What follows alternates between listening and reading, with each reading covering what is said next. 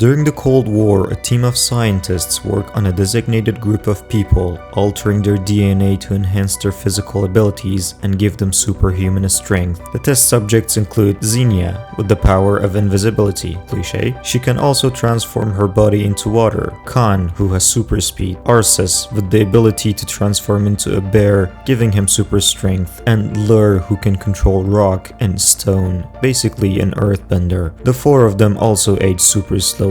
Working with the government, the scientists have also created robotic war machines stronger and faster than tanks, but during a demonstration the robots start attacking the humans. As it turns out, the lead scientist, August Kuratov, has gone rogue and has turned himself into a semi-cyborg with the ability to generate electricity and control electronic robots and machines. In the next scene, the Ministry of Defense holds a meeting during which they reveal all their attempts to stop Kuratov have been to no avail, so they decide to use their superpowered test subjects who had fled the laboratory during the attack. The Ministry assigns Major Alina to locate the super agents and bring them to the fold. The name of the operation is Guardians, by the way. Alina gets her team together and starts searching for the Guardians. They first find the Earthbender Lur in an abandoned church in a remote village. Alina pays him a visit. At first, Lur is reluctant to join them, but after she tells him about the terror that Kuratov has caused, he agrees to help. Together, the two then find Khan in a desert and convince him to join the team. Together, the three then find Arceus in a remote hut in the forest and convince him to join the team. Together, the four then find Xena, who is performing in a circus. She reveals she doesn't have any recollection of her past memories and doesn't know how she got her powers. After telling her that a rogue scientist who is terrorizing the country has done this to her, she agrees to take him down as retribution. With the team assembled, the military finds Kuratov's laboratory in an old ruined factory. When the Guardians arrive at this scene, they feel confident and bust in without any plans, and after a few seconds, they lose communications with Alina. Xenia is turned invisible, just casually walking by to infiltrate the lab, unaware that the soldiers have thermal vision, thus shooting the gas pipes, and freeze her with nitrogen gas. So the rest of the team start fighting the soldiers with Arceus turned into a bulletproof bear man, Lur making a rock armor around his body, and Khan is just too fast to worry about bullets. But since Kuratov is the one who gave them powers, he also knows their weaknesses. Khan is shot by a syringe that puts him to sleep. Arceus is captured by an electronic net. Xenia was already frozen. Lur is confronted by Kuratov himself, and the two get into a brutal fight. Lur throws rock at him, but Kuratov's massive body is too strong and he punches Lur out of his armor, lifts him up, and breaks his back. The rest of the team is imprisoned, where Kuratov asks them to join him and give them 24 hours to think about it, or they will die. He then raids a military base, takes control of the tanks, and launches his troops towards Moscow, taking over Ostankino and Federation Tower for some evil plan. Alina gets to the factory and finds a severely injured Lur, but is still alive, so she takes him to their base to undergo treatment.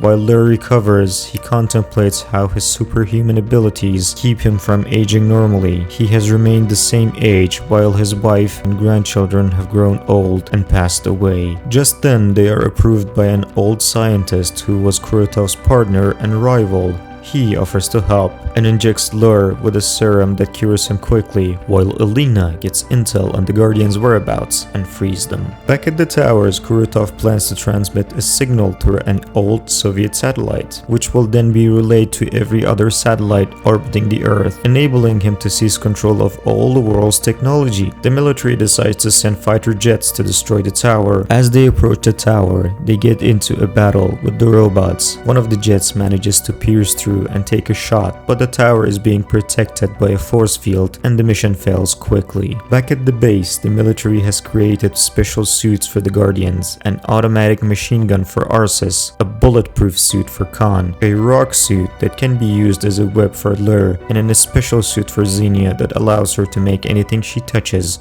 become invisible. The Guardians go to Moscow, this time with a plan. Xenia and Arceus mobilize on the ground, while Lur infiltrates to take soldiers down from inside, and Khan uses an airplane to try to fly above Kuratov's force field, but the plane is shot by robots and can't get close enough. After taking everyone down, they use the elevator to get to the top of the tower, which is linked to Kuratov's tower through an iron bar. As the team is passing, they get shot by more soldiers, causing Arceus to fall, but he manages to hang on. This causes Khan to jump and help his friends. He uses a wire to swing around the tower and take the soldiers down and join the rest of the team. Together, they head to the tower. Do you remember the old scientist? He has been doing some research and finds out that the Guardians can combine their powers and they are meant to complete each other. But it is extremely dangerous, and if they make an error, this could kill them all. Inside the tower, the Guardians search for a way to destroy Kuratov's power source. Suddenly, Xenia grabs the power source to short-circuit it. Although she is injured, this temporarily halts the beacon's transmission, causing the force field to collapse. The Guardians battle Kuratov again on the platform at the top of the tower, but he's too strong. Xenia touches Lure, and not in the way you might think, and makes him invisible. Together, they manage to hold Kuratov. Khan is about to deliver the killing blow, but Kuratov breaks free. Arceus transfers himself into a full bear and runs at the bold villain, only to be knocked out with a punch. Seeing the shield down, the military launches another attack. With the Guardians still at the tower, Alina rushes there to warn and tell them about their power combining ability. Back at the tower, Khan sees that they're no match for Kuratov, so he uses his sword and ties everyone to a plane to escape.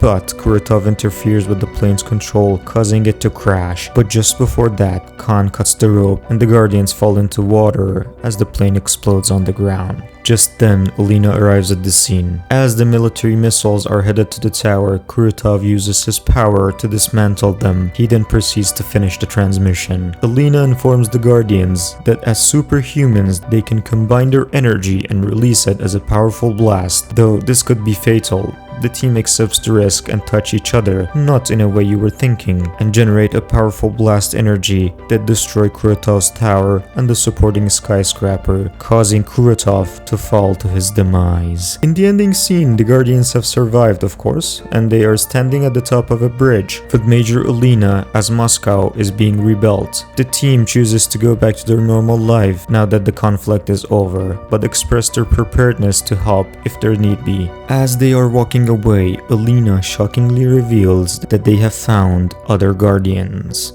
There's also a post-credit scene that didn't make much sense, where Alina stops a truck and takes down a soldier to question him. He says that some guy named Ferrum sent him, whatever the f that means.